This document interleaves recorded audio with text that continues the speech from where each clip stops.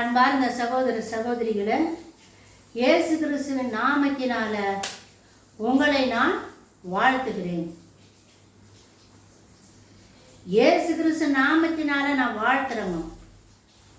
நம்ம ஆண்டவராகி இயேசு கிறிஸ்து சொல்லிக்கிறாரு, நீ ஒரு ஊருக்கோ இல்லை ஒரு வீட்டுக்குள்ளவோ ஒரு பட்டணத்துக்குள்ளவோ நீ போனேன்னா அந்த இடத்துல சமாதானம் உண்டாவதாக நீ சொல்லு. அந்த சமாதானத்தை பெற்றுக்கொள்றதுக்கு தகுதியாக இருந்தாங்கன்னாக்கா அந்த சமாதானம் அவங்க கிட்ட போய் சேரும். அப்படி அந்த சமாதானத்தை பெற்றுக்கொள்றதுக்கு தகுதி இல்லைன்னா அந்த சமாதானம் உங்ககிட்ட திரும்பி வந்துடும் அப்படின்னு நம்ம ஆண்டவராகிய இயேசு கிறிஸ்துவ நம்மளுக்கு இதை கற்றுக் கொடுத்துருக்கிறாங்க. அதனால இயேசு கிறிஸ்து நாமத்தினால நான் வாழ்த்துறேன். வாழ்த்துறதுக்கும் ஆசீர்வதிக்கிறதுக்கும் நம்மளுக்கு ஆண்டவர் அதிகாரத்தை கொடுத்துருக்கிறார். அதனால இயேசு கிறிஸ்து நாமத்தினால நான் மக்களை வாழ்த்துகிறேன். இதை தவற நினைக்க கூடாதுங்க. கெட்ட பேச்செல்லாம் பேசக்கூடாது. கிறிஸ்துவங்கன்னு பேர் வச்சுட்டு இருக்கிறவங்க கெட்ட பேச்சு பேசக்கூடாது. கெட்ட பேச்சு யார் வாயில் வரும்னா பிசாசு வாயில் இருந்தால் தூஷணமான நாமங்கள் வரும். தூஷணமான வார்த்தையெல்லாம் கெட்ட பேச்செல்லாம் பிசாசு வாயிலிருந்து தான் வரும். அதனால நம்ம கிறிஸ்துவங்க மற்றவங்களை பேசும்பொழுது எப்படி பேசுகிறோம் அப்படின்றத யோசித்து பேசணும். எல்லாரும் மனிதர். உன்னை போல் உன் அயலானை நேசின்னு ஆண்டவர் சொல்லி கொடுத்துருக்கிறார். சரி, இப்போ நம்ம வெளிப்படுத்தின விசேஷம் 16வது அதிகாரம் 3வது வசனத்துக்கு நம்ம வரோம். 2வது கலசம். முதல் கலசம் தேவதூதன் பூமி மேல ஊற்றப்படும் பொழுது புண்கள் உண்டாச்சு அப்படின்னு பார்த்தோம். கொப்புளங்கள் உண்டாச்சு.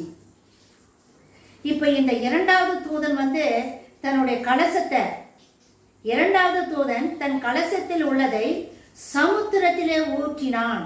உடனே அது செத்தவனுடைய இரத்தம் போல் ஆயிற்று. சமுத்திரத்தில் உள்ள பிராணிகள் யாவும் மாண்டு போயின.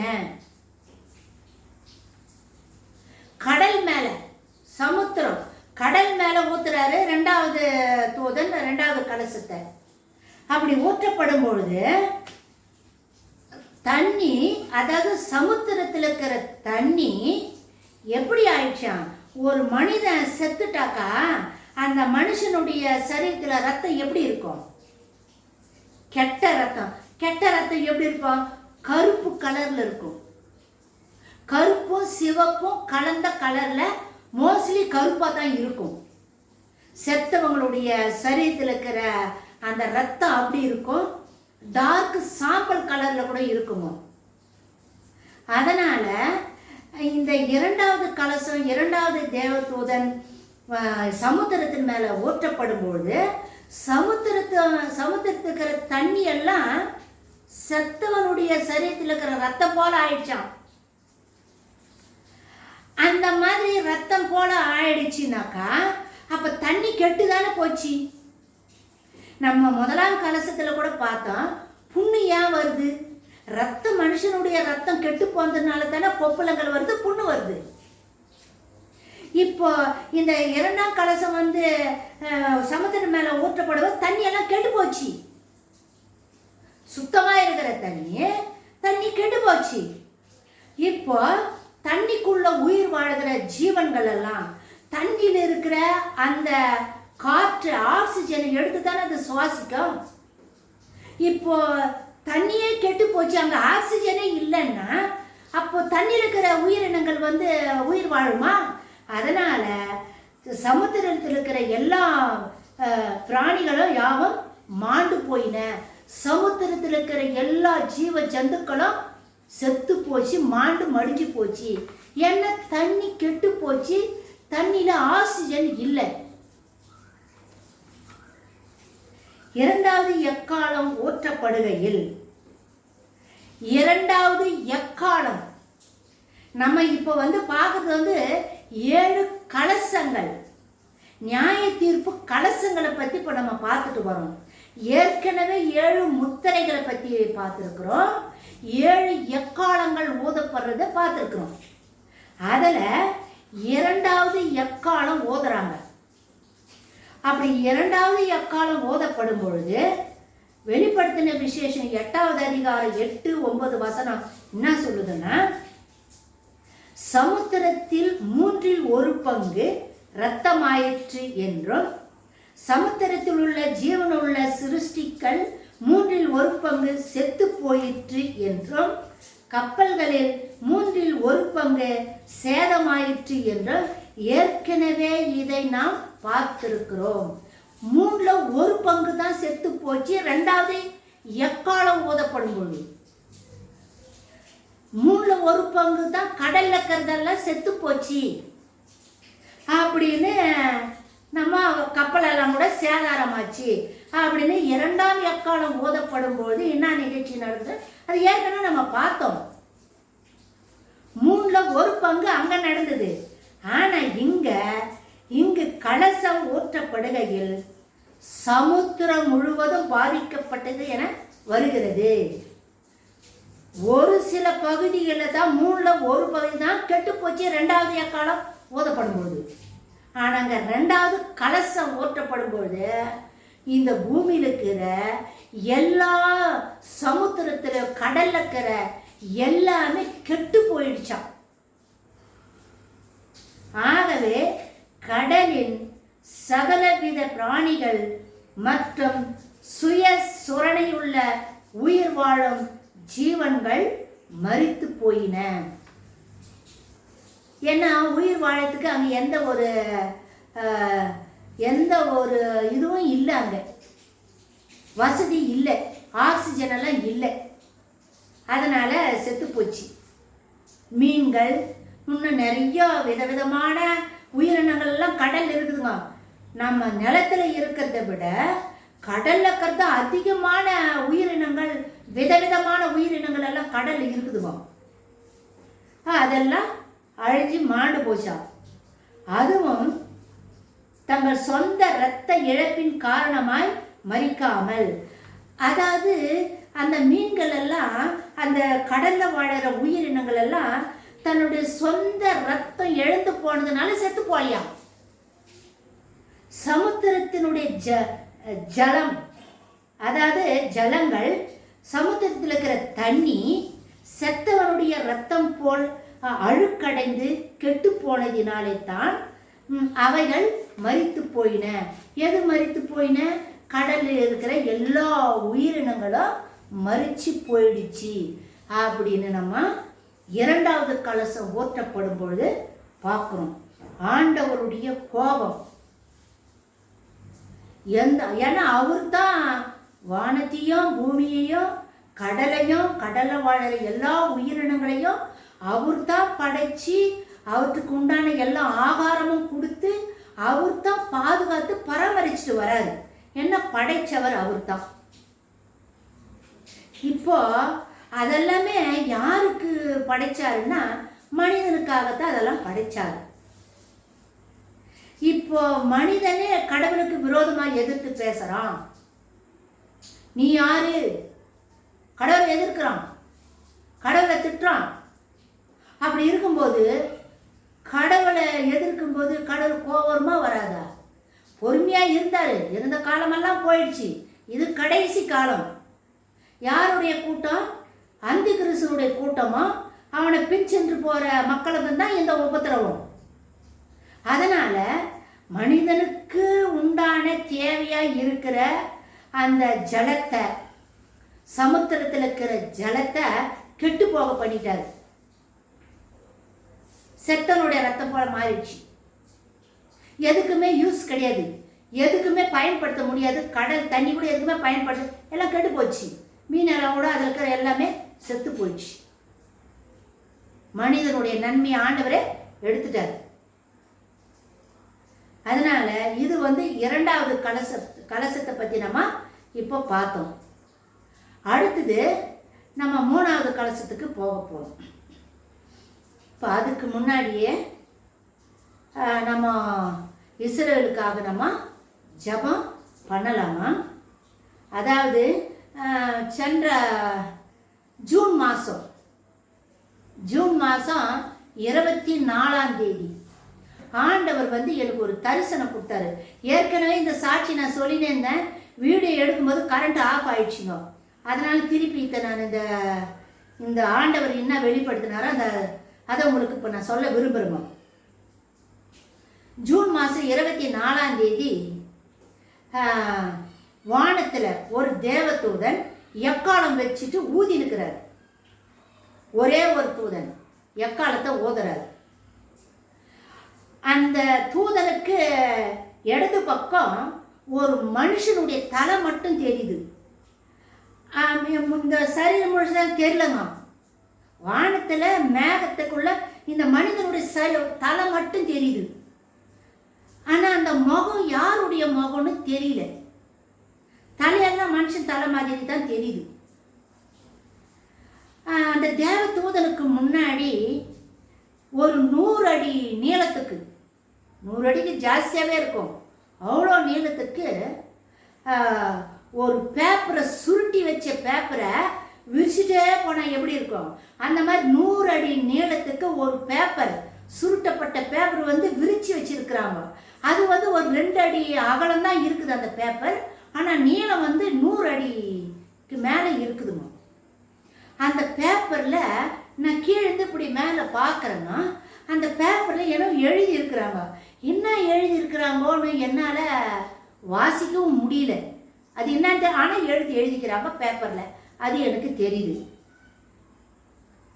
அந்த பேப்பரில் நான் நிற்கிறேன் பார்த்தீங்களா, எனக்கு முன்னாடி தேவ தூதன் இருக்கிறாரு வானத்தில். அவருக்கு முன்னாடி இந்த பேப்பர் வந்து விரிக்கப்பட்டிருக்குது. அதுக்கு நடுவில் 2 அடி நீளத்துக்கு சகப்பாக இருக்குதுங்க, சிவந்த கலர், ரெட் கலரில் இருக்குது அந்த பேப்பர், ரெட் கலராகவே இருக்குதுங்க. இது எனக்கு பார்த்த உடனே கொஞ்சம் மனசு கொஞ்சம் வருத்தமாக தான் இருந்துச்சு. ஆனால் என்ன அர்த்தத்தை என்னால் புரிஞ்சு கொள்ளவே முடியலங்க. நான் ஆண்டவர்கிட்ட அன்னிலிருந்து கேட்டுக்கிறேன், என்ன ஆண்டவரே தேவதூதன் வந்தாரு, எக்காலம் ஓதனாரு, இந்த மாதிரி பேப்பர் விரிக்கப்பட்டுருந்துச்சே, நடுவில் இருக்கிறது மட்டும் சிவந்த கலரில் இருந்துச்சே பேப்பரு, அது என்ன அர்த்தம், என்ன சொல்ல விரும்புறீங்க நீங்கள், எனக்கு சொல்லு ஆண்டவரே, சொல்லுங்க ஆண்டவர்னு டெய்லி கேட்குறேன் வரேன் நான். இதனுடைய அர்த்தம் எனக்கு புரியல. மனுஷன் ஒருத்தன் தலையை காட்டினீங்களே, அது என்ன புரியலையே, எனக்கு காட்டுங்க ஆண்டவரே அப்படின்னு டெய்லி கேட்டுனே இருக்கிறோமா, ஆண்டவர்கிட்ட டெய்லி கேட்குறோமா. எனக்கு பதிலாக வந்த பாடு இல்லை. ஜூலை மாதம் கடைசி, அதாவது ஆகஸ்ட் மாதம் முதல்ல தான் இதனுடைய விஷயம் இதுதானே ஆண்டவர் எனக்கு உணர்த்துறாரு. அந்த சிவந்த கலர் பேப்பரை பார்க்குறேன் பார்த்தீங்களா, அது வந்து ரத்தம் சிந்தத்துக்கு அடையாளமா. எந்த இடத்துல ரத்தம் சிந்தம், எக்காலம் வந்து தேவதூதன் ஓதனாரு,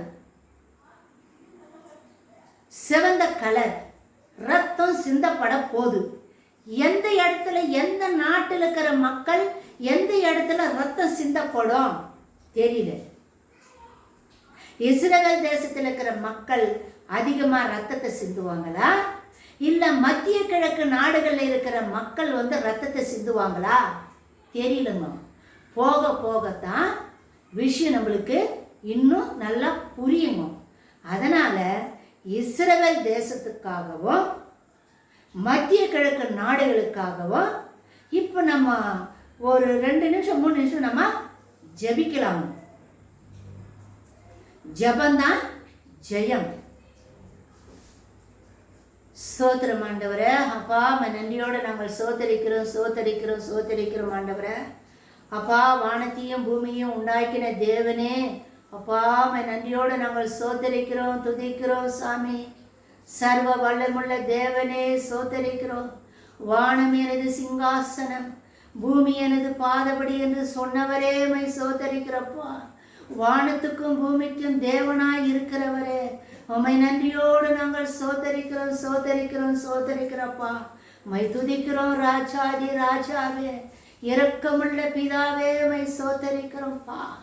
எங்களுக்காக பரிந்து பேசி கொண்டிருக்கிற ஏசப்பா உமக்கு ஸ்தோத்தரிக்கிறோம் ஆண்டவரே. வாக்கு கடங்காத பெருமூச்சிகளோடு வேண்டுதல் செய்கிற தூய ஆவியானவரே, உம்மை நன்றியோடு நாங்கள் ஸ்தோத்தரிக்கிறோம் அப்பா. உம்மை துதிக்கிறோம் ராஜாதி ராஜனே. எங்களுக்கு ஒத்தாசை நீர் அனுப்பும்படியாக நாங்கள் ஜெபிக்கிறோம் ஆண்டவரே. என்னை விட்டு பிரிந்து உன்னால ஒண்ணுமே பண்ண முடியாதுன்னு வேதத்துல எழுதி இருக்குதுப்பா. நீங்கள் என்ன இந்த பூமியில நாங்க உயிர் வாழ முடியாத ஆண்டவரை, நீங்க இல்லைன்னா எங்களால ஜெயம் பெற முடியாது சாமி. எங்களுக்கு நீர் ஒத்தாசை அனுப்பும்படியாக இயேசு கிறிஸ்து நாமத்தினால நாங்கள் ஜெபிக்கிறோம் ஆண்டவரை. இஸ்ரவேல் தேசத்தை ஏசப்பா ரத்தத்துக்குள்ள நாங்கள் ஒப்பு கொடுக்கிறோம்.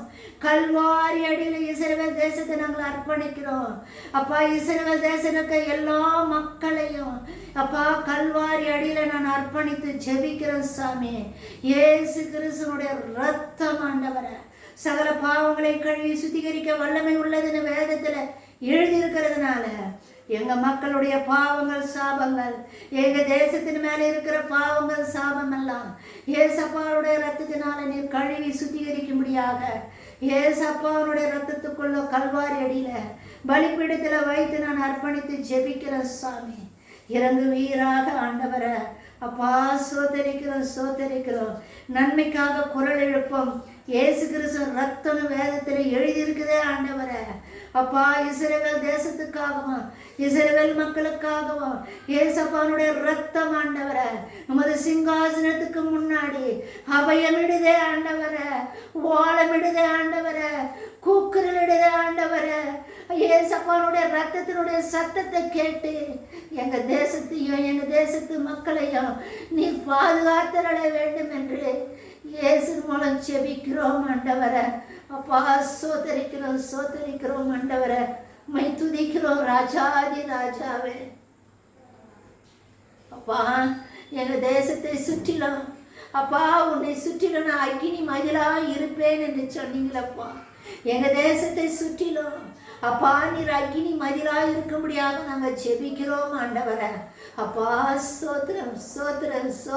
சோதரிக்கிறோம். எங்க தேசத்தை சுற்றிலும் இஸ்ரவேல் தேசத்துக்கு சொந்தமான எல்லா துறைமுகங்களும் எல்லா கப்பல்களும் ஏசப்பா ரத்தத்தினால நாங்கள் ஒப்பு கொடுத்து ஜெபிக்கிறோம். இயேசு கிறிஸ்து ரத்தத்தினால நாங்கள் மூடி வேலி அடைக்கிறோம்.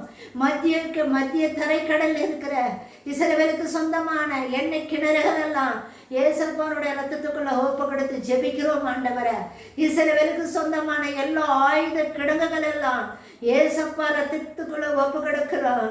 எல்லா அணுகுலை சாதனம் எல்லாம் ஏசப்பா ரத்தத்துக்குள்ள அர்ப்பணிக்கிறோம் ஆண்டவரை அப்பா. யுத்தத்துக்கு பயன்படுத்துகிற எல்லா வாகனங்களும் எல்லா எக்யூப்மெண்ட்ஸும் ஏசப்பா ரத்தத்துக்குள்ள நாங்கள் ஒப்பு கொடுத்து ஜெபிக்கிறோம் ஆண்டவரை அப்பா.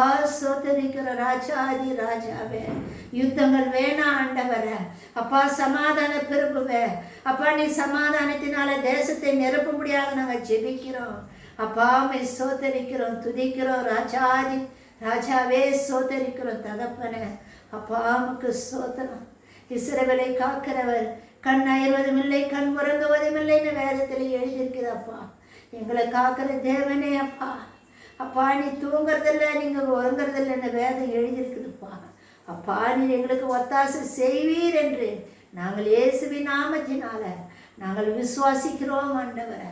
இஸ்ரவேல் தேசத்தை எல்லா தீமைக்கும் விளக்கி இக்கட்டுக்கெல்லாம் விளக்கி எங்க தேசத்தையும் எங்க மக்களையும் நீர் பாதுகாத்து ரட்சித்திரட வேண்டும் என்று இயேசு கிறிஸ்து நாமத்தினால நாங்கள் ஜெபிக்கிறோம் ஆண்டவரை அப்பா. உமக்கு சோத்திரம் ஆண்டவரை. உனக்கு முன்பாக உருவாக்கப்படும் எந்த ஆயுதம் அது வாய்க்காதே போகும் என்று சொன்னீங்களப்பா. இஸ்ரவேல் தேசத்துக்கு விரோதமாக எழுப்பி வருகிற ஆயுதங்கள், ஏவுகணைகள், ட்ரோன்கள் எதுவா இருந்தாலும் தீமை விளைவிக்கக்கூடிய எல்லா ஆயுதங்களும் இயேசு கிறிஸ்து நாமத்தினால வாய்க்காதே போகும்படியாக இயேசு கிறிஸ்து நாமத்தினால நாங்கள் ஜெபிக்கிறோம் சாமி. தாழ்த்துகிறோம் ஆண்டவரை. எங்களை வெறுமையாக்குகிறோம் ஆண்டவரை. ஏசப்பா ரத்தத்துக்குள்ள இஸ்ரவேல் தேசத்தையும் தேசத்து மக்களையும் இராணுவ வீரர்களை அர்ப்பணித்து ஜெபிக்கிறப்பா. பொறுப்பெடுத்துக் கொள்ளுங்கப்பா. வழி நடத்துங்க, ஆசீர்வதிங்க. இயேசு கிறிஸ்து மூலம் ஜெபிக்கிறேன் மகிமை நிறைந்த நேச பிதாவே, ஆமேன். ஆமேன். மாரநாதா.